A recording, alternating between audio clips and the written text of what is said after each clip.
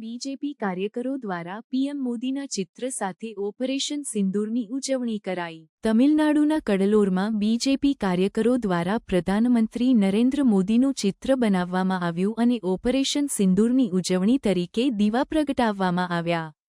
આ કાર્યક્રમ ભારતની આતંકવાદ વિરોધી કાર્યવાહી અને મોદી સરકારની નીતિઓને સમર્થન આપવા માટે યોજાયો હતો।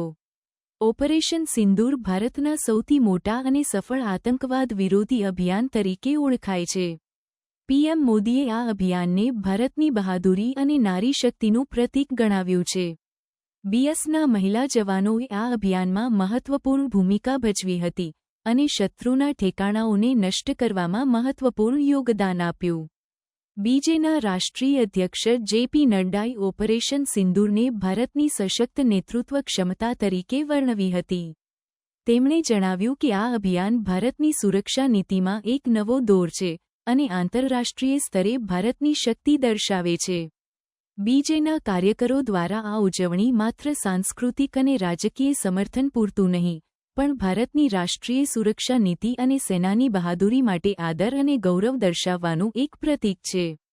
આ કાર્યક્રમમાં મોટી સંખ્યામાં લોકો જોડાયા અને પીએમ મોદીના નેતૃત્વને સમર્થન આપ્યું।